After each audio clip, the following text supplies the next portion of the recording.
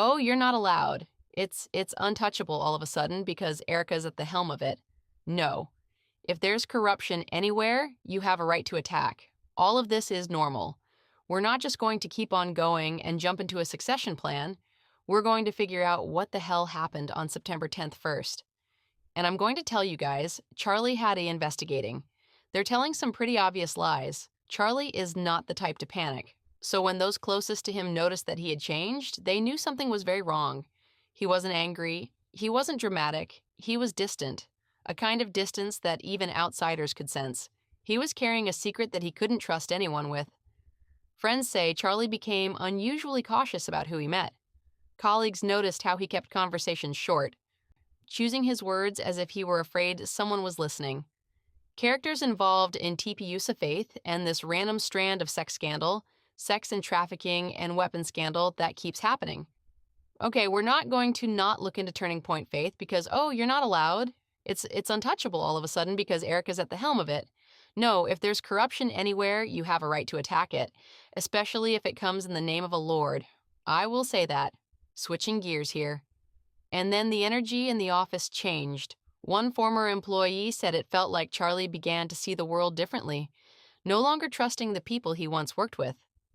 The change didn't happen gradually. It was sudden, like someone flipped a switch. Charlie drifted away from his former inner circle. He avoided the meetings he had previously chaired. He worked late, locked his office door, and kept looking at his phone as if there was something he couldn't face. Something had clearly shaken him. Something so personal, so heavy that he couldn't share it with anyone, not even Erika. And then the moment Charlie finally opens up to Candace. In just a few sentences, Candace understands that this isn't stress, nor is it worry. This is the beginning of a secret that Charlie himself believes, if revealed, could change everything. But what makes him take that risk? And why does a man who is so proud of his family feel like he can't trust his own partner? When Charlie tells Candace, there's no crying, no drama, just a very quiet, almost whispery conversation, as if he's afraid that even the walls might remember what he's about to say. He admits that he needs clarity about something no father wants to face. And that's why he's secretly commissioned a separate DNA test for his children, quietly, discreetly, without telling anyone in the family. Not out of anger, not out of jealousy, but out of a nagging, empty feeling that kept him from sleeping another day. As if a detail in his own family no longer fit. Charlie had arranged through a doctor he trusted completely to make sure the results didn't fall into places he thought they shouldn't. Candace says that day, Charlie didn't sound like someone looking for drama. He sounded like someone who had a hunch and just needed one last confirmation to put the missing piece together. I said it was a very bad idea, right off the bat for Erika, who's grieving her husband, to then instantly become a chairman of the CEO because these are valid questions. Now that people are asking, and a chairman and a CEO is going to have to respond to those questions there. You have to answer these questions when people are asking about money, especially given the fact that so many people, they cleared over $70 million in the first couple of weeks after Charlie was assassinated. Okay, that's a lot of well-meaning people that are giving money to this organization who are now learning how this organization functions by routing the bulk of their money, or to a lot of their money, rather not the bulk of it, into their endowment fund, right? That is not okay. We deserve answers to the questions that we are asking, and we're going to keep asking. But then when the test results came back, Charlie didn't react the way anyone expected. There was no anger, no panic, just a chilling silence. The kind of silence that one would expect from someone who had just seen all their beliefs crumble in an instant. Charlie said only one thing to Candace. It didn't turn out the way I planned. He didn't tell Erika, he didn't confront anyone, he held on to the secret like a lifeline, trying to decide what his next move would be. But before Charlie could do anything, another character entered the conversation. And from there, things began to spiral in an unexpected direction. The moment Charlie left, Candace felt something choke her. Erika didn't act like someone who was looking for answers. She acted like someone who wanted to stop asking questions. And that silence to Candace was completely inappropriate, not after all the work Charlie had entrusted her with. Instead of delving deeper, Erika moved quickly, almost too quickly, to block the question before anyone could even ask. It was the kind of response that didn't help calm the situation. It only made things more tense. Then came the biggest shock. Erika sent a letter straight to the judge requesting legal restrictions that would prevent Candace from sharing anything further. There had been no prior private conversation, no warning, just a firm, controlling legal step. We're all trying to process this in our own way, and I appreciate that. Just some grace would be nice. So I think it's a gracious answer, and I think it's a gracious request to, assert first and foremost that people are doing this because they care and they care about Charlie. And also, this was a traumatic event that the entire world experienced. And also, the reason why the internet is investigating is because the feds aren't. And not only are they not investigating, they're telling some pretty obvious lies, right? Number one being that he was shot by a .306 and stopped the bullet when in a normal circumstance it would have decapitated him, like a .36 would decapitate someone.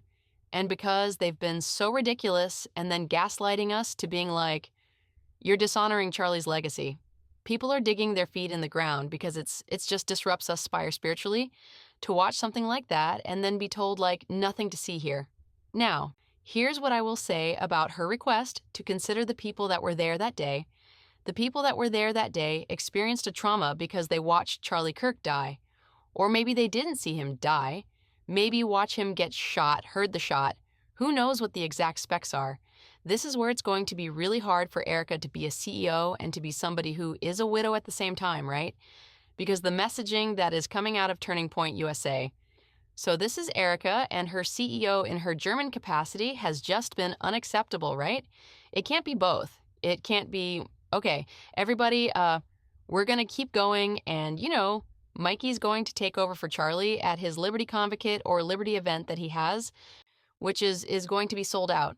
And Turning Point USA people who are directors of faith are going to be telling you, like, Mikey's got what it takes. Here's what, blah, blah, blah. And then Mikey's going to tell stories about that day, go on a show multiple times. Andrew is going to talk about it. Everyone's going to talk about it. And they don't want to talk about the stuff that we care about. Like, this is what it means to have a podcast, right? You can't want fame only on your command. This is kind of the Meghan Markle thing, right? That we talk about. And I'm quoting this to Mikey McCoy. It's like, everybody wants to be famous until you're famous, okay? It's, we want privacy now.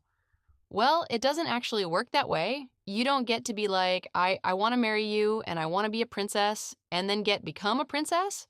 You're like, why do I want to be a princess, right? It's kind of, you got to pick one or the other. So if there were Turning Point individuals who were so traumatized that day and they needed to go away, I mean, I had to go away for 2 weeks to collect my thoughts about the trauma that I saw having watched it. A lot of people I know that had to take breaks. I had to take a show off the air for a couple of days, and they just, needed time to process. It'd be a little bit different. Actually, it's almost came across like they needed zero time to process, and they were kind of annoyed that the world needed time to process. And then the things that they were telling us were lies. We were able to factually debunk things that we were being told.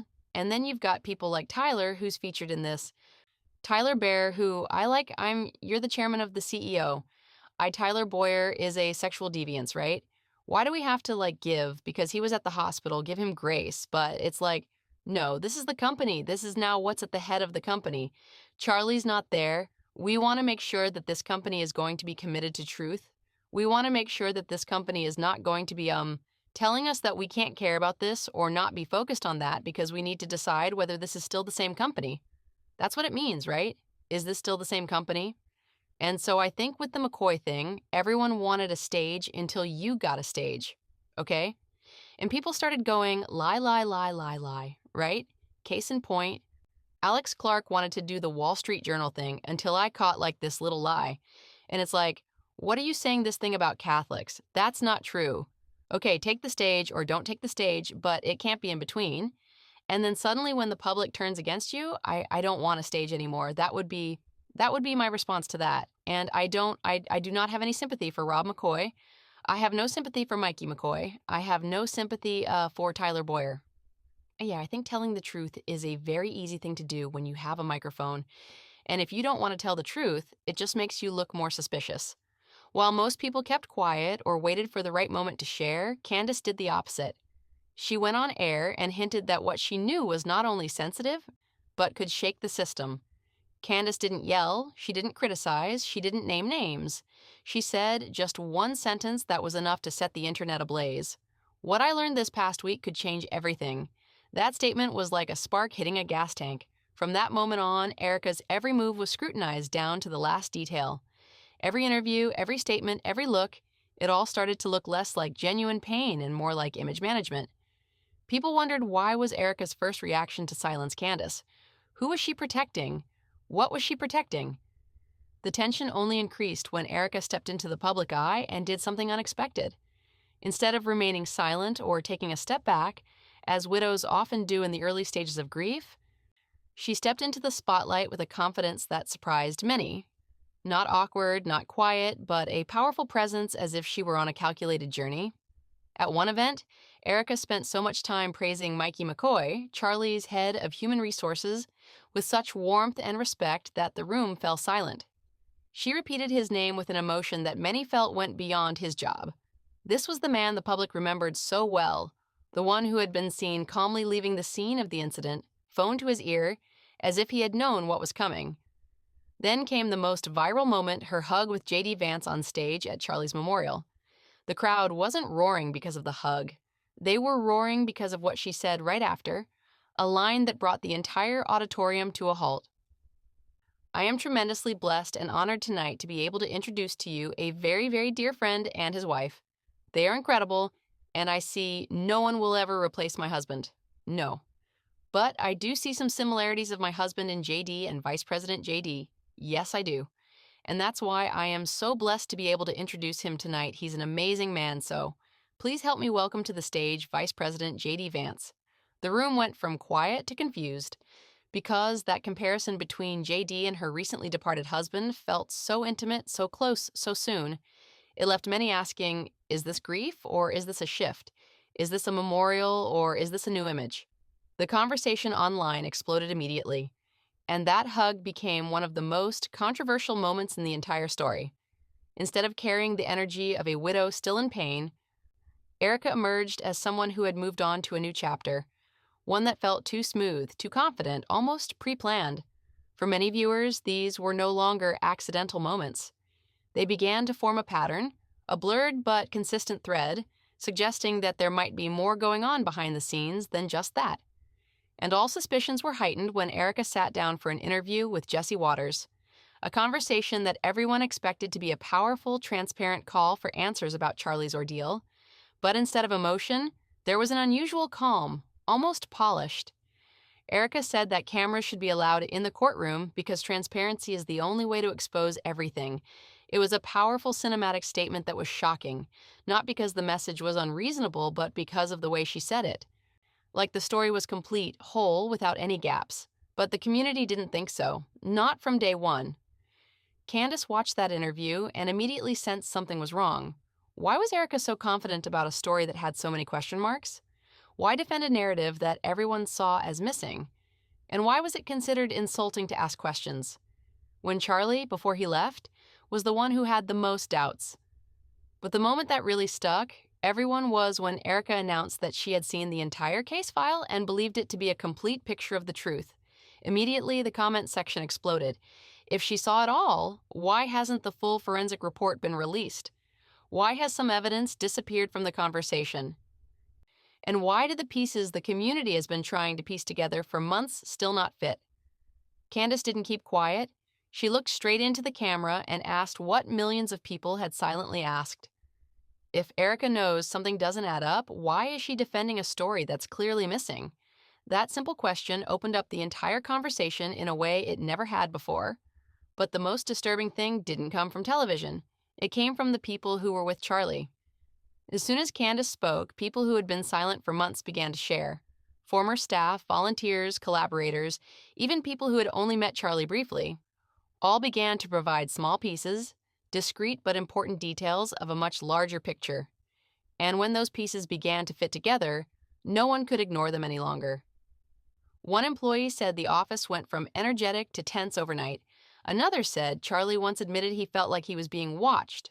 A volunteer shared that Charlie no longer trusted the very people who knew his thoughts so well that they could speak for him. These individual accounts may not be shocking, but taken together, they paint a picture of a man who was quietly consumed with doubt. Then there were the whispers about Charlie's leadership team. Accusations, suspicions, bits of information, none confirmed, but enough to make anyone stop and think. And in all those hushed conversations, there were names that came up again and again, names of people Charlie had relied on deeply and whom Erika protected without hesitation. Some insiders describe the behavior of certain individuals as unprofessional, unpredictable, or shady. Others suggest that certain characters have more power than the public knows, more than they let on. At this point, viewers begin to realize if Charlie is surrounded by people with secrets. If he's felt like something's not right for a long time, then his quietly taking a private DNA test is no longer an unfounded concern. It becomes reasonable, even inevitable. Because when the people closest to you start acting like they're keeping something from you, it's natural to question everything, even the things you thought were certain. And it's here that the narrative shifts from suspicion to a clear move to stop Candace from speaking up. As soon as Candace hinted that she knew more than anyone thought, the reaction was immediate, so fast it seemed premeditated to many. Almost before she could finish her sentence, the restraining order appeared, a decisive legal intervention, as if someone had been waiting for that moment to hit send. Then came a series of soft but powerful legal warnings. Then came the sudden wave of voices calling Candace too emotional, unstable, or experiencing postpartum stress, a subtle but powerful form of blame. But for many, all that quick reaction was not protection. It was fear. Convenient, right? The quickest way to silence a woman has always been to label her unstable, emotionally overemotional, unbalanced, and this time the tactic was used with near-perfect precision. But what shocked the public wasn't the tactic itself. What shocked them was where it came from. Not from anonymous accounts, not from online trolls, but from the people in TPUS themselves, the people who had stood by Candace, praising her for her loyalty, her shrewdness, and her bravery in defending Charlie. Overnight, the conversation shifted from "let's honor Charlie" to "Candace is the problem." The timing was suspicious. The tone sounded pre-planned, and the coordination couldn't be called a coincidence. Everyone saw it, but Candace didn't back down. She wasn't as quiet as people expected. She pushed harder. She said that the attempt to silence her only proved that Charlie's final weeks were much darker and more complicated than the public had heard. And she asked the obvious question, if her suspicions were unfounded, why did the reaction feel like an internal crisis? Why was the reaction so unusually quick? Why was keeping her from speaking more important than finding out the truth? To viewers, it no longer felt like anxiety, it felt like panic. The kind of panic you only feel when something in the dark can't stand the light of day. And the question everyone was silently asking until Candace said it out loud. What exactly do they think I'm going to reveal? Then it came.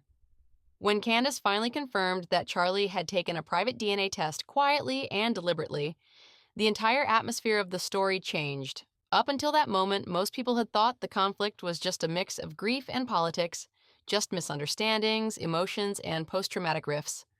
But when that information came out, it was no longer emotional. It became a clear sign. A man doesn't take a private DNA test on his child unless he has a nagging doubt in his heart that can't be dispelled, and that changed everything. But once Candace hinted that the doctor's report didn't match Charlie's expectations, the entire internet went still. The internet froze as if everyone had just heard something they knew was incredibly serious, but no one dared to say it outright. And when that moment came, all the reactions surrounding Candace, the mounting legal pressure, the smear campaigns, the scripted interviews, the PR-sounding media statements, all of it suddenly made sense, not in the usual way, but in a way that sent chills down the spine.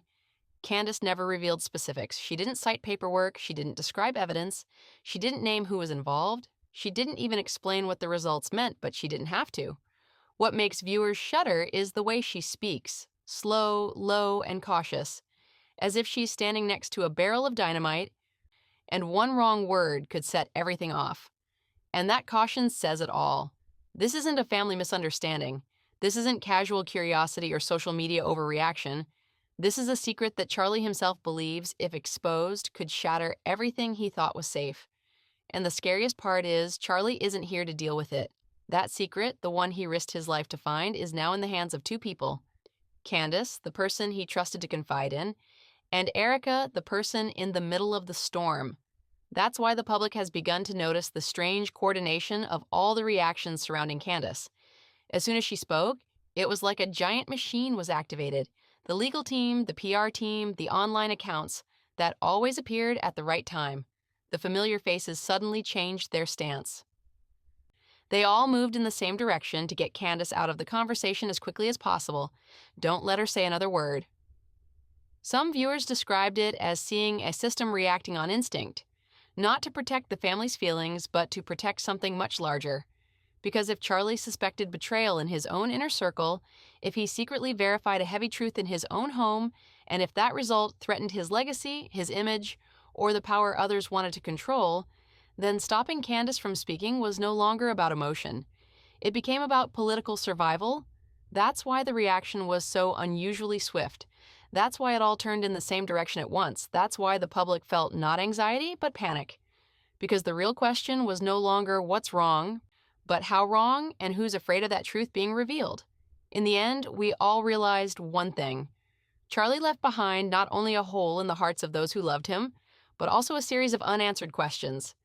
And every time someone tries to silence those who seek the truth becomes more important than ever. This story isn't over. It's just beginning to unfold. If you want to know what's next, don't forget to leave your thoughts below, because sometimes it's the community that picks up the pieces the rest of the world is missing.